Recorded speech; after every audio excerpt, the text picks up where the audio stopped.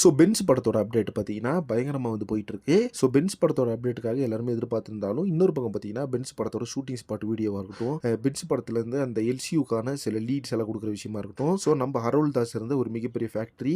அந்த ஃபேக்டரியில வந்து நம்ப நிவின் பாலியோட சீன வந்து அங்க ஷூட் பண்ணிட்டு இருக்காங்க இப்போ. ஸோ அந்த ஷூட்டிங் ஸ்பாட்டோட ஃபோட்டோஸ், வீடியோஸ் எல்லாமே ஷேர் ஆச்சு. ரீசென்ட்டா நம்ம ராகவா லாரன்ஸ் மாஸ்டர் பர்த்டே அன்னைக்கு பென்ஸ் படத்தோட போஸ்டர் ஒண்ணு ஷேர் பண்ணியிருந்தாங்க.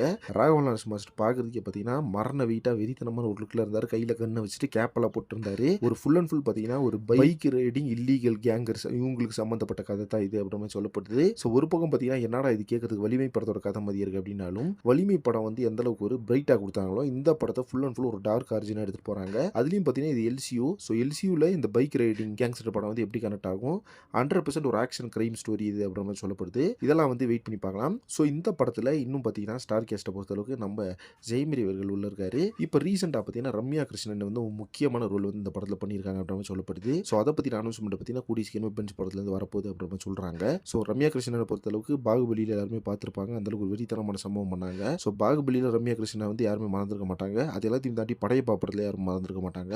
ஸோ இந்த அளவுக்கு ஒரு ஃபினாமினல் பெர்ஃபார்மர் நம்ம ரம்யா கிருஷ்ணன். அவங்க பார்த்தீங்கன்னா, இப்போ இந்த படத்துல பண்றாங்க அப்படின்றது ஒரு கூடுதலான சூப்பரான ஒரு விஷயமா இருக்கு. ஓகே ஃப்ரெண்ட்ஸ், அடுத்தடுத்து பென்ஸ்லேருந்து என்ன அப்டேட் வருதுன்னு வெயிட் பண்ணி பார்க்கலாம். நெக்ஸ்ட் ஒரு இன்ட்ரெஸ்டிங் பண்றேன். Thank you friends.